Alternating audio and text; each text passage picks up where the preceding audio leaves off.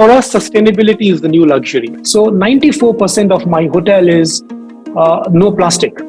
Is particularly hotel owners, it's a well-known fact that they want to make money. They bought a hotel, they put in a company like you and a fabulous GM like you, and they say, where's the profit, Hemal? So how do you respond to that when they say we can't afford sustainability? Hello, my name is Renee Leith-Manos. Welcome to this podcast, Where to From Here, featuring conversations about luxury travel and how it's changing in every pocket of the globe.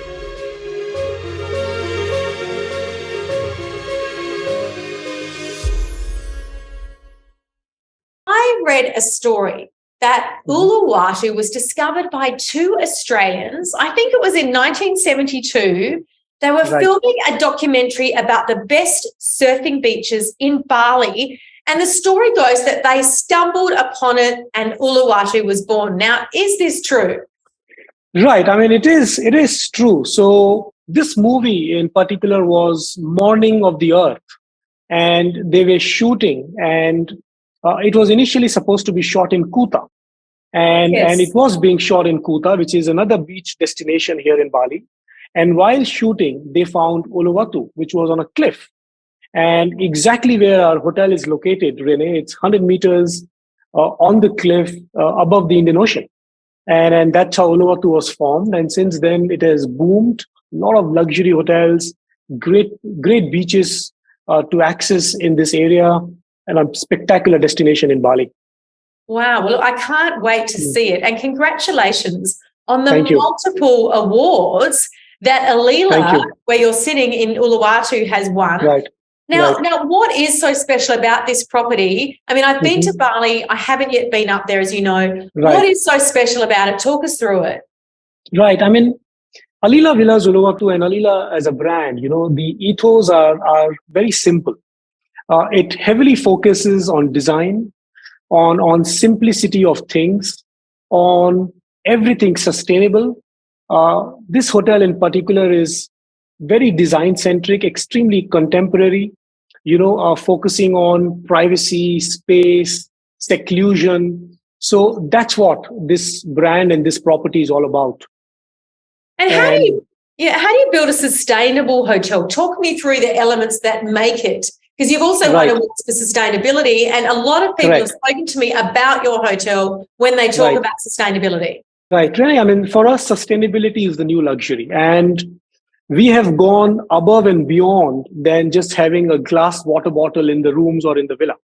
We have a sustainability lab. And since the design stage, and of course, this also depends a lot on the visionary owners, and the management company that we have had. And they have always been wanting to make hotels that is leaving a lasting impression and not disturbing the communities where we operate. So involving the local communities, not damaging the ocean, not damaging the natural landscape of the property. And these are the factors, that we always look into while making and designing Alila hotels. And we have taken it a step further. We have a sustainability lab at the hotel where... Now, what does that mean? What is this? Just define what the sustainability lab actually is. Right. So sustainability lab is basically... In a very simple word, for the audience to understand, it's basically a zone where all the dirt of the hotel is collected. Sustainability is always perceived to be dirty. And we have now converted this dirt into a lab where we are totally zero waste to landfill. I'll give you examples. The slippers in the rooms and the villas are not just thrown away. They are shredded and put into bean bags, which we use in our back areas. We use paper birds instead of the plastic cotton birds in the villa. We use bamboo-made toothbrushes. The buggy tires and the car tires are converted into planter boxes. And we make slippers out of those, which are given as gifts to guests. So we have literally, transformed and taken it to a very different level. And you're really talking about recycling and repurposing, yeah? That's correct. Upcycling, recycling, not sending anything to the landfill. Now, every item cannot be converted. So the wine bottles, the glass bottles that you get, we cut them and make them into glasses, which we use in our cafeterias, in our restaurant.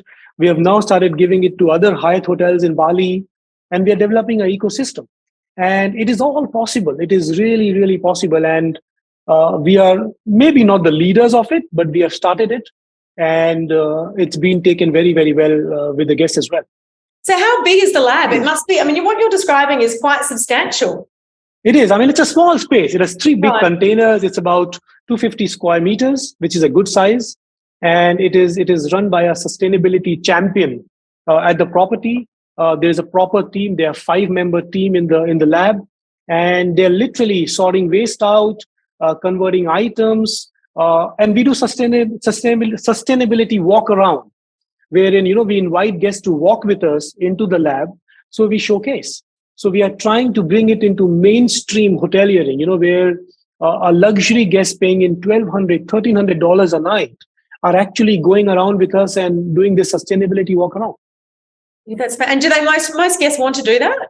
Some of them, yes. I mean, I would not say everybody wants to do it, but 20% yes does want to do it, and that is already making a big difference. 20% is a big number.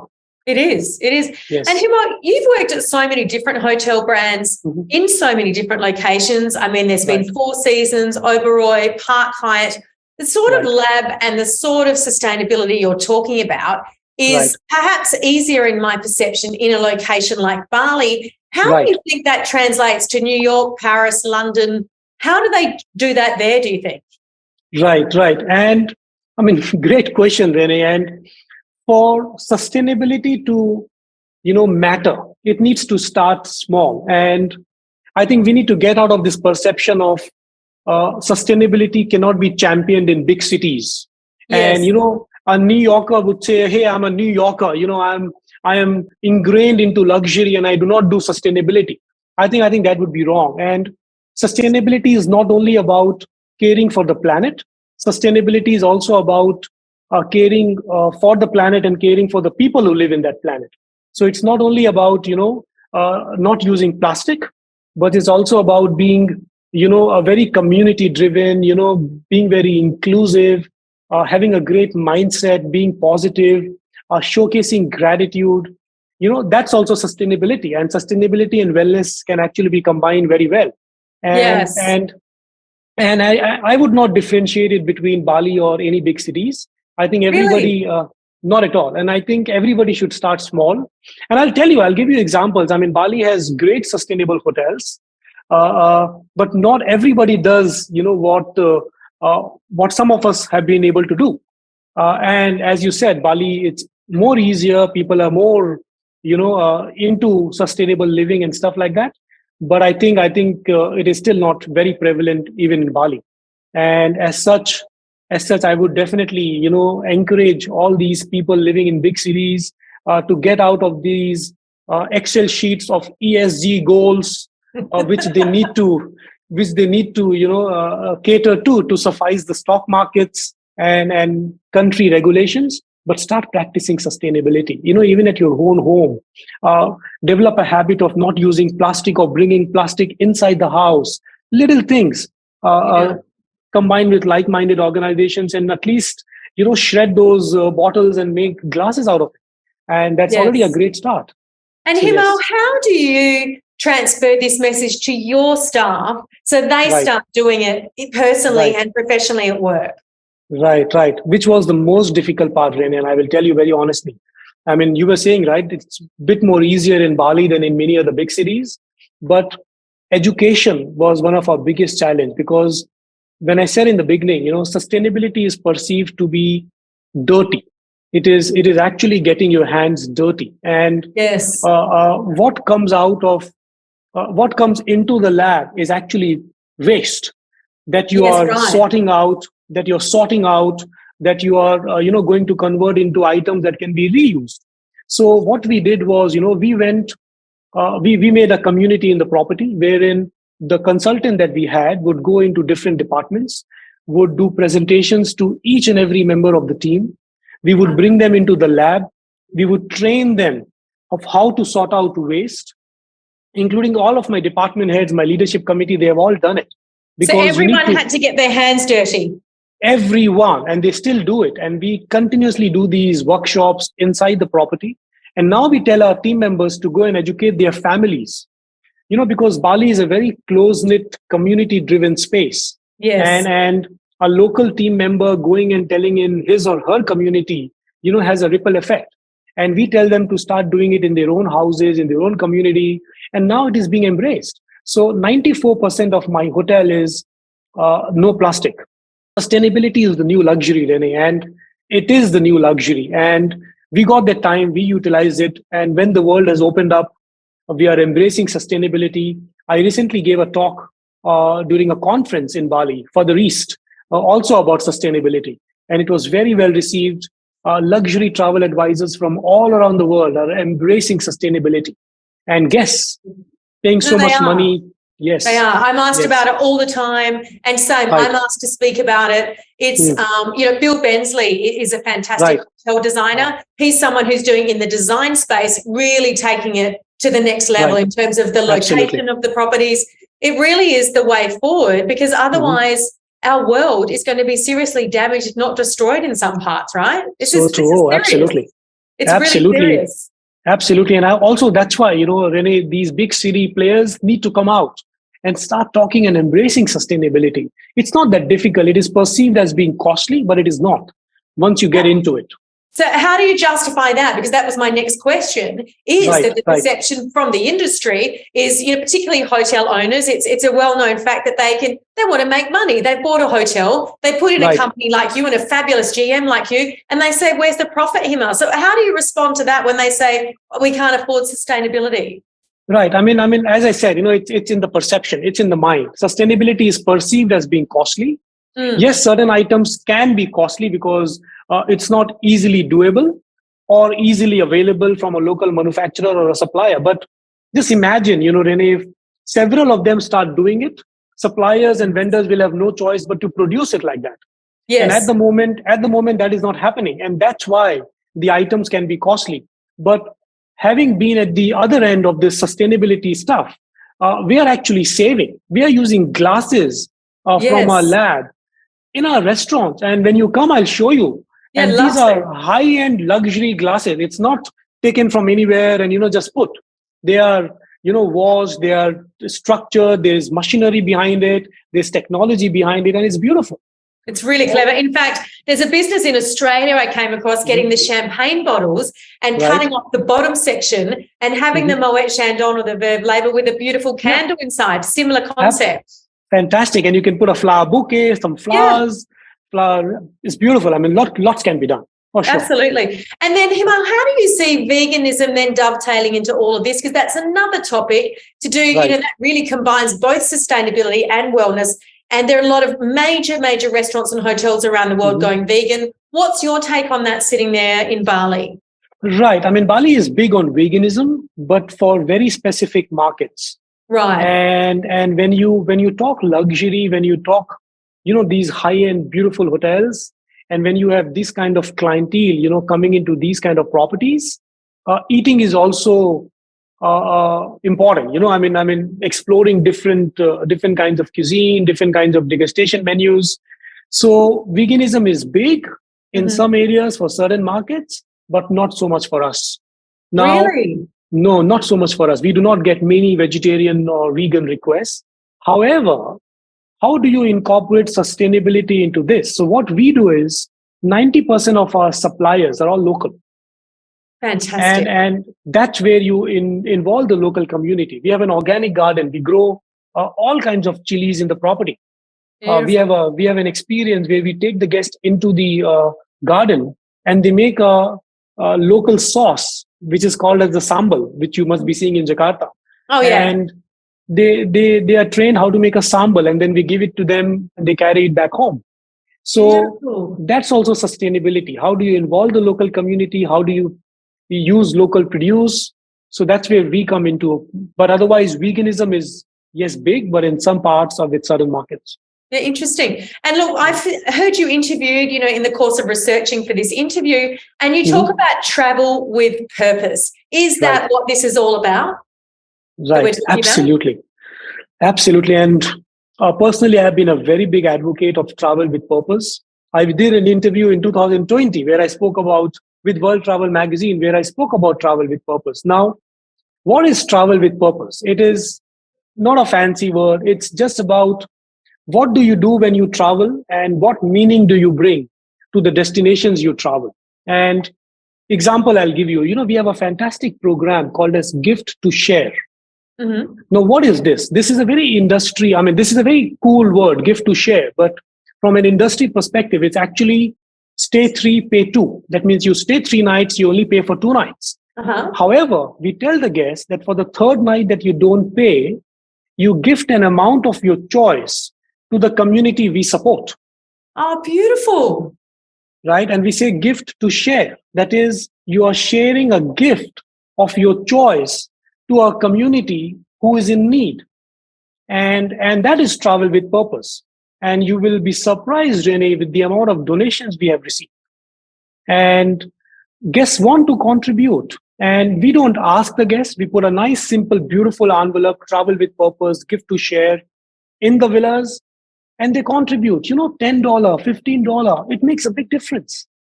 Wow. That's so wonderful. That is travel with purpose. How do you bring meaning to your travel? And you'll be surprised, Jenny, again, more and more travelers, more and more guests are coming out.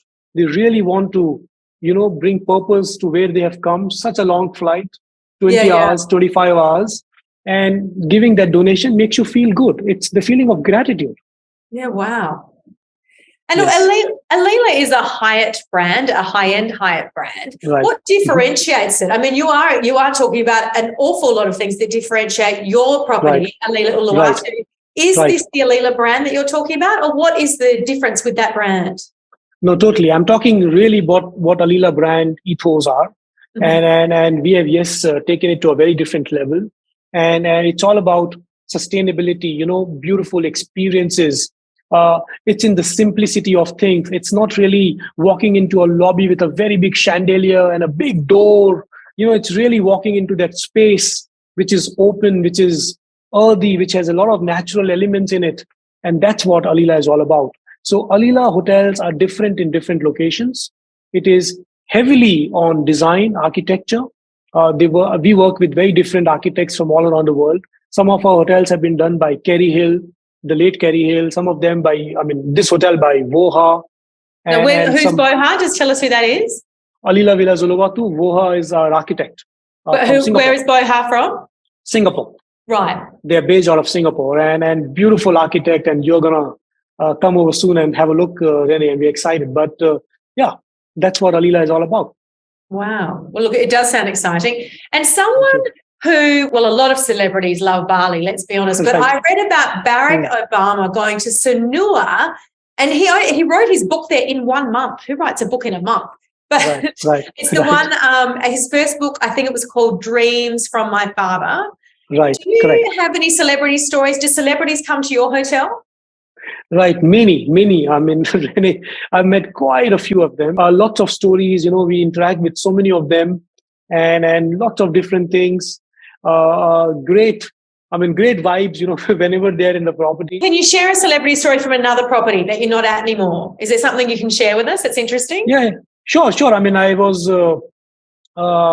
talking to this gentleman, David Beckham, and Victoria Beckham, in one of the properties where I worked in previously, and amazing couple. What a beautiful couple. They are so lifestyleish and they enjoy every moment of being present in this world. So much to learn from. They were working on few projects while they were staying in that property. They stayed with us. What location was it? What location was it? It was in India. In India, wow. in a Oberoi hotel. Yep. Stunning. What a great couple. They stayed for 15 days and they were working on a project which was outside of what he does generally on football, but great couple. And their kids are amazing as well. That's interesting. Their name comes up so often on this program. Yes. I've just been to Nihi last week in Sumba. They stay there. Right. That's another one of their favourites. Right. I see. Yeah. They're a couple who travel a lot. And for you, working in such an exquisite and extraordinary location, where do you like to travel, and do you travel in luxury? Well, very honestly speaking, I travel to destinations which are offbeat. Recently I went to a location in Indonesia called as Raja Ampat. Oh, I don't It know took it. me, yes, it took me 16 and a half hours to get there. And you would end up traveling Europe or US, during that time.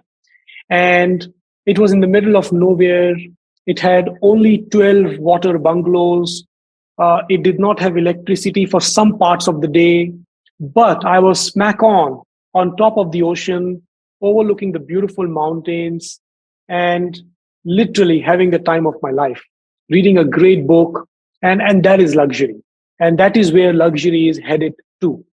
And I did this trip in March this year, and it was for 10 days. Never wanted to come back, and beautiful, and really, really off the beaten. And you were canoeing on the ocean in the day. You had a great breakfast. You would laze around, just sit by the ocean. Beautiful, beautiful destination. It sounds absolutely magical. Yes, it is. It is magical. And Hemal, being from India, I'm sure you're very Right. passionate about that country. And India's Right. often in the headlines for all the wrong reasons when it comes to sustainability. Right. Is that a location you may one day go back to? How do you feel about it in relation to luxury hotels and sustainability? Well, I started my career in an Oberoi hotel in India, and luxury written all over it. And Yes. and wow, what beautiful properties! And luxury hotels in India are at a very different level, Rennie. And some of the hotels charge more than what we do here in Bali. And it's not about what you charge, but sustainability in India has always been there. I mean, I remember my time, when my grandmother would not discard her clothes, and she would use it for something else, using it. So that's sustainability. You're reusing the items. So that's been ingrained into what we were doing, when we were growing up in India. So sustainability is here to stay. Of course, many Indian hotels, I don't think, are practicing sustainability to that level as yet. But but luxury is big in India for sure, and great hotels, palaces, these hotels in Agra, Jaipur, Udaipur, Delhi, beautiful properties, and it is here to stay. Yes. But wellness, might I say, is also founded in India. I mean, yoga. Correct. India Yes. is where yoga began, right? Right, correct. And now the World Yoga Day was born out of this. The leader that we have currently, Narendra Modi, he started the World Yoga Day concept. But Right. but yes, wellness has always been there. You're right. In Kerala, right? Yoga all originated from Kerala. Not only yoga, it's all about skincare, spa Yes. massages, and so on. And it has a ripple effect around the world. And now you see wellness and well-being are being interlinked. And the concept of wellness have transformed into well-being. It's all about how well you want to live. It's not only about, eating less or drinking less. It's about a combination of various factors, and that's well-being. Yes. So all of these things are here to stay. Sustainability, well-being, luxury is going to be very, very big in the next 5 years. Totally agree. And what are you doing Yes. in Alila in terms of wellness, your spa? Is there anything new coming through there that we need to know about? Right. I mean, we are developing few more spa cabanas in the property, which is literally going to hang on the cliff. I'll show you when you're coming next. Wow. But yes, so those are the kind of things we will be doing. We already do great yogas, aerial yogas, pedal board yoga. We have great spa treatments. But for us, we are not a wellness property, because we are advocate of well-being, of a good lifestyle, and we have a great gym. We are starting wellness retreats in the property next year, every quarter. We are consulting with one of our wellness consultant, whom we are looking at, and we are getting wellness groups in the property from Q1 next year. Wow, that sounds so exciting. Yes. And I might say, Thank you. aerial yoga is not that common, and it's one of the best forms of yoga, I think, especially for people who don't like yoga, right? Correct. Absolutely. It's fun. It's engaging. You move around a lot. It's difficult, but it's nice. And it's very good for your serotonin levels. So, everyone leaves an aerial yoga class feeling good and therefore wanting to do it again. So particularly for men, correct. there's a lot of men from the Western world are really reluctant to try it. And once you try some aerial yoga, you think, hang on, and then it can progress into perhaps more traditional yoga. That's correct. We have good interest in aerial yoga. It's 3 couples a week, I must say. getting into aerial yogas these days, private classes. Yeah. And couples doing it together, that's fabulous. Oh, yes. It's beautiful. And it's an iconic location. The backdrop is beautiful and it's a great Instagram moment as well. So, wow. Yeah.